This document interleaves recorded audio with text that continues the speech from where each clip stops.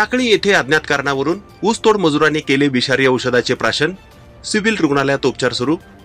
दक्षिण सोलापूर तालुक्यातील टाकळी येथे अज्ञात कारणावरून अमोल पुंडलिक वर्भे वय वर्ष 34 राहणार तळेगाव जिल्हा वर्धा या ऊसतोड मजुराने विष प्राशन केले। गुरुवार दिनांक 4 जानेवारी रोजी दुपारी 1 वाजण्याच्या सुमारास ही घटना घडली।